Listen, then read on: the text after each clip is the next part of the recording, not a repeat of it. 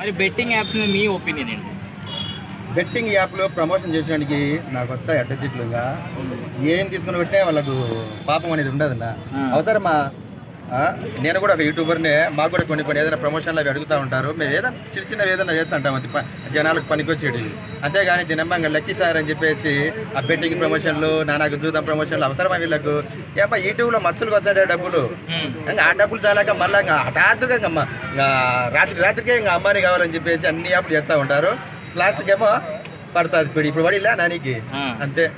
So మరి కార్లు, బైకులు, ఇల్లులు కొంటున్నారు కదా వీళ్ళు బెట్టింగ్ యాప్స్ ప్రమోషన్. అదే ఆశకి పోతే అట్నే ఉంటుంది. పెద్దలు ఊరికే చెప్పలే దురాశ దుఃఖం చేయడం రాక గాడి తెల్లారా అని. అంత అవసరమా? యూట్యూబ్ లో మంచిగా డబ్బు బతికేవాడు వాడు అమ్మ నాలుగు ఆశ బతికినట్టు అంతే. మరి చాలా మంది క్రికెటర్స్, సెలబ్రిటీస్, ఇన్ఫ్లుయెన్సర్స్ చాలా మంది ప్రమోట్ చేస్తున్నారు. చెప్తున్నా సమాధానం బరాబర్ చెప్తున్నా. బెట్టింగ్ యాప్ ఆడిన ప్రతి లంచ్ అప్పుడు లోపడినప్పుడు చెప్తున్నా వాళ్ళ అమ్మని అయ్యని అమ్ముకుని బతికినట్టు. అంటే చాలా మంది చనిపోతున్నారు. దాని మీద ఎంతో మంది సూసైడ్ చేసి చచ్చిపోతున్నారు. అందరూ చెప్తున్నప్పుడు వీడేం పీకుతున్నాడో అంటే శవాల మీద డబ్బులు ఏరుకునే రకాల ఇది కరెక్ట్ కాదు. ఆ నాని ఉన్నాడు కదా, ఆ నానిని పద్ధతిగా ఉంచకూడదు. వాళ్ళు పీకి పెట్టారు. ఒక తల్లి వెళ్ళకూడదు అట్లా పట్టుపట్టు పీకి ఓరే బెట్టింగ్ ఆడకరా అని చెప్పి పోలీస్ స్టేషన్ లో కూర్చోబెట్టాలి, మేపకూడదు. ఎందుకంటే ఆ బెట్టింగ్ ఆటలు మరి ఎన్ని జీవితాలు ఖరాబ్ అయినాయి తెలుసా? ఎంతమంది రోడ్డుని పట్టారు తెలుసా? మొత్తం పిల్లలు పీసులో లేకుండా చిన్నపిల్లలు పెద్దలు మొత్తం చనిపోయారు. ఈ బెట్టింగ్ ఆడినవాడిని బయటకు కూడా తీసుకురావద్దు, అందులో పెట్టి సీసాపెట్లు అన్నం పెట్టాలి. తెలీదా? చదువుకోలేదని అడుగుతున్నాడు, బయట కదా బతుకుతున్నాడు, పెద్ద పెద్ద వీడియోస్ చేస్తూ ఉంటాడు కదా. చేపలు కష్టజీవే కదా. నాని అయినా నానికి ఆ మాత్రం ఇంగితగానం లేదా? ఎవడైనా కష్టపడ్డ సొమ్మే కదా, ఎవడో చేయమంటే చేస్తాడు. అదంటే అన్నం తింటున్నాడా, పియ్యి తింటున్నాడా? ఆ పందేం బెస్ట్ కదా, ఎక్కడ ఉండాలి అక్కడ దొల్లుతుంది. ఇలాగా మనుషుల మీద ఏంటి రక్తమాసాలు తింటాడా నానిగాడు? ఈ వీడియో ఆయన కేసు ఏరేసో చేయండి.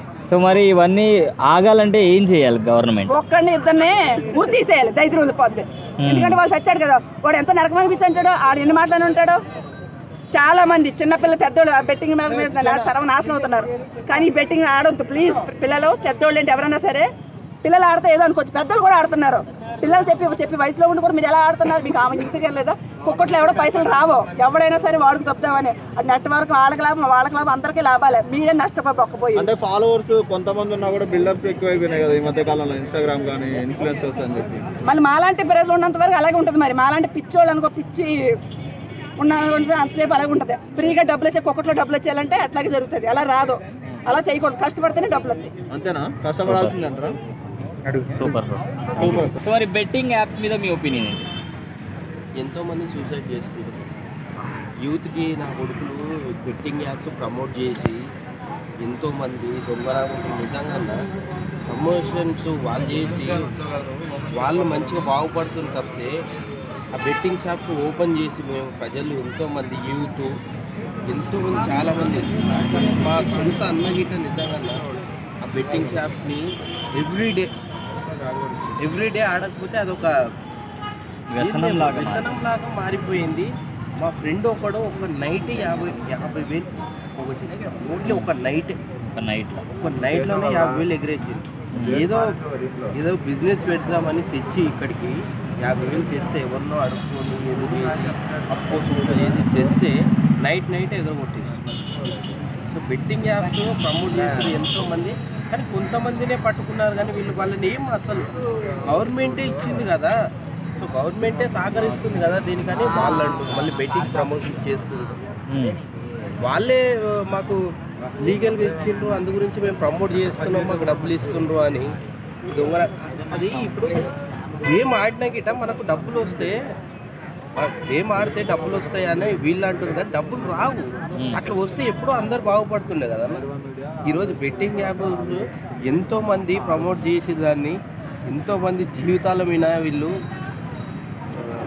చెలగాటం ఆడుతుండ్రు, ఎంతోమంది సూసైడ్లు చేసుకుంటున్నారు అన్న. మరి దారుణం అన్న, వీళ్ళ అందరినీ పట్టుకొని ఒక్కొక్కరిని జైలు వేయాలన్న. నిజంగా చిత్రహింసలు భరిస్తున్నారు. ప్రజలకి ఏం నేర్పుతుండ్రో ఏమన్నా నాకు అర్థం కాదు. పోలీస్ వ్యవస్థ కానీ నిజంగా గట్టిగా దీని మీద యాక్షన్ తీసుకోవాలి.